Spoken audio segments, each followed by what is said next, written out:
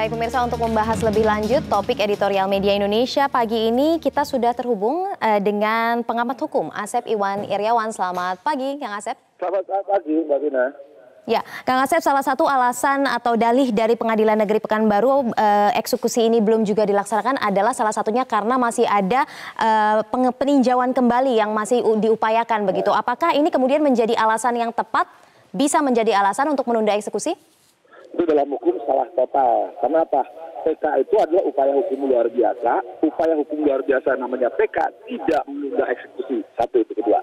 Kedua, putusan pihak berkekuatan hukum tetap atau sudah putusan MA itu harus dieksekusi. Pengadilan negeri, ketua pengadilan dia harus melaksanakan eksekusi.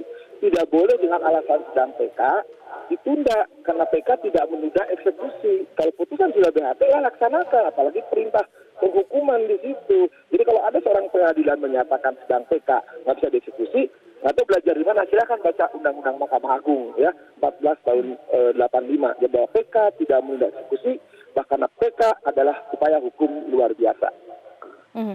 Kalau Anda melihat alasannya kenapa ini kemudian tidak segera dieksekusi oleh pengadilan negeri? Kita tidak bermaksud untuk melakukan tuduhan atau lain sebagainya, tapi kalau dari pengalaman Anda, apa faktor-faktor yang membuat eksekusi tidak segera dilakukan? Eksekusi tidak dilakukan itu misalkan non-executable karena lokasinya berbeda ya, barangnya sudah tidak ada. Kalau sekarang masalah yang sekarang dihadapi kita ini yang nyata di putusan itu jelas kok penghukumannya, barangnya ada, yang objeknya ada gitu kan.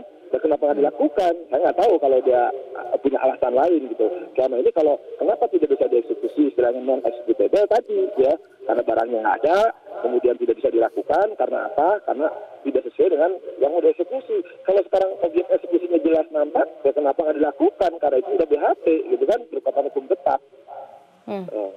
Oke, Kang Asep, sebenarnya konsekuensi apa kalau Anda melihat ini sudah 2 tahun begitu ya tidak segera dieksekusi, konsekuensinya bagi komitmen penegakan hukum di Indonesia? Ya, gini, kalau perkara pidana yang melakukan eksekusi adalah kejaksaan, perkara perdata yang melakukan eksekusi adalah jurusita. Kalau jurusita tidak melaksanakan eksekusi berdasarkan permohonan permintaan dari pemohon yang menang perkara, kemudian pengadilan tidak memerintahkan, saya kira dilaporkan ke badan pengawasan dan itu sudah diperiksa. Baik, terima kasih Kang Asep Iwan Iryawan, pengamat hukum sudah bergabung bersama kami di Editorial Media Indonesia. Bang Saur, konsekuensinya ini bagi penegakan hukum juga sebenarnya tidak positif begitu ya. Kalau Anda melihat apa saja sih yang kemudian yang menjadi alasan sehingga eksekusi ini lama sekali untuk dilakukan? Ya, yang terbaca itu kan hanya karena mengajukan PK. Padahal peninjauan kembali tidak menjadi alasan untuk tidak dilaksanakannya putusan Mahkamah Agung karena telah memiliki kekuatan hukum tetap.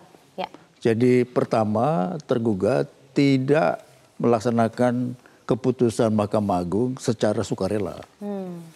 Ya, karena telah memiliki kekuatan hukum tetap yang tidak dilaksanakan secara sukarela, maka pemohon dalam hal ini Kementerian Lingkungan Hidup dan Hutan menyampaikan surat kepada Ketua Pengadilan Negeri Pekanbaru sudah 4 kali agar dilakukan eksekusi, tapi tetap tidak dilakukan.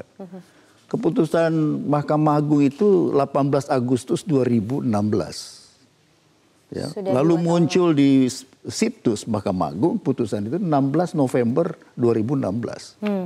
Bayangin memang sudah 2 tahun lebih kalau dari putusan pengadilan. Nah, kenapa tidak dilaksanakan? Perintahnya kan menghukum dan memerintahkan untuk membayar kerugian kepada negara ya, sebesar kurang lebih 16,2 triliun. Betul. Nah, kenapa nggak dilaksanakan? Ada apa sampai 4 kali kementerian bersurat? Apakah ini pembiaran agar tidak terlaksananya eksekusi? Ada apa? Itu kan pertanyaan yang wajar. Ya, padahal kita tahu 16,2 triliun itu jika kemudian dibayar ganti rugi artinya uang sebesar itu bisa dilakukan untuk berbagai macam, contohnya rehabilitasi seperti itu ya. Dan Mahkamah Agung memutuskan pembalakan liar di hutan seluas 5.590 hektar. Itulah yang diberi hukuman membayar kerugian sebesar 12 triliun. Yang kedua adalah merusak lingkungan di atas lahan seluas 1.873 hektar. Inilah yang dihukum dengan ganti kerugian sebesar 4 triliun. Jadi luas sekali yang dirusak. Ya. Ya, jadi mestinya tadi sudah disarankan kan harus diajukan kepada pengawasan hakim. Kenapa nih Ketua Pengadilan Negeri Pekanbaru tidak melaksanakan? Ya. Oke, tapi kemudian kalau ini tidak hanya satu kasus saja, ada juga beberapa kasus yang kemudian eksekusinya tidak berjalan begitu. Anda melihat adanya dalam tanda kutip masuk angin dalam menegakkan hukum atau sebenarnya apa? Kan ada macam-macam kenapa eksekusi tidak bisa dilakukan. Pertama misalnya ketika mengeksekusi fisik itu terjadi perlawanan. Betul. Ya, sehingga ditunda, ya kan? Nah, dalam hal ini betul-betul adalah menggunakan alasan hukum untuk seperti melawan hukum. Ya. Yaitu mengajukan peninjauan kembali. Itu kan alasan hukum. Padahal alasan itu tidak dapat dipakai untuk tidak melaksanakan putusan yang telah memiliki kekuatan hukum tetap. Nah, kok bisa seperti itu? Ya.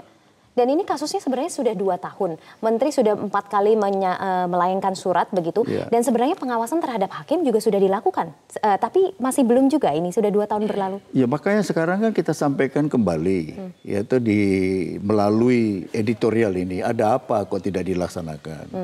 Itu kan kerugian ekologis, pengerusakan lingkungan hidup. Ya. Itu ya memang harus dihukum berat. Dan baru pertama kali ini ya pemerintah dengan bersungguh-sungguh melalui Kementerian Lingkungan Hidup dan Kehutanan membawanya ke pengadilan. Ya, lebih 15 kasus. Ya, lebih dari 17 triliun. Ya. Jadi ini semua kan menunjukkan keseriusan pemerintah yaitu untuk menegakkan aturan dan untuk merawat, memelihara lingkungan hidup, ekologi. Lah kejahatan ekologi ini sudah diputuskan memiliki kekuatan hukum tetap. Ya. Lah kenapa? Kenapa tidak dilaksanakan? Ketegasan ini sebenarnya dilakukan untuk kemudian memberikan efek jera supaya tidak ada lagi pembalakan liar, tapi ternyata di lapangannya tidak dieksekusi. Nah, kita akan bahas lagi, Bang Saur, setelah jeda berikut ini. Pemirsa tetaplah bersama kami, Editorial Media Indonesia akan segera kembali.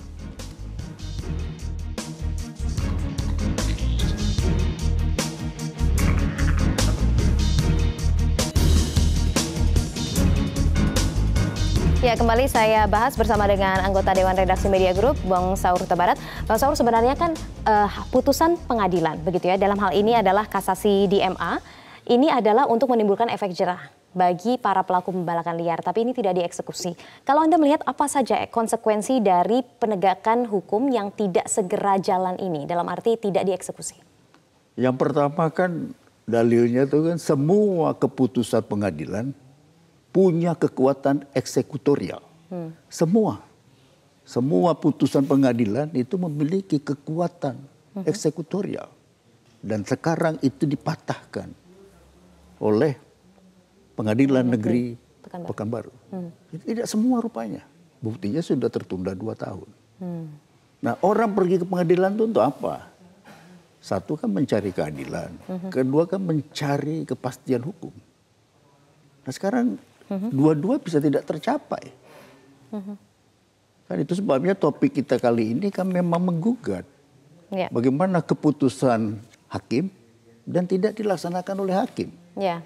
Yang berikutnya tuh Mahkamah Agung itu tidak memiliki kekuatan untuk menjadi eksekutor atas putusannya. Itu diserahkan ke Pengadilan Negeri. Dan nanti ketua pengadilan menyerahkan kepada jurusita, kepada panitera. Ya. Tapi ini ketua pengadilan yang berkuasa, yang berwenang dalam perkara ini, dalam urusan eksekusi ini, kan tidak menjawab permohonan dari Kementerian Lingkungan Hidup dan Hutan agar supaya dilakukan eksekusi. Ya.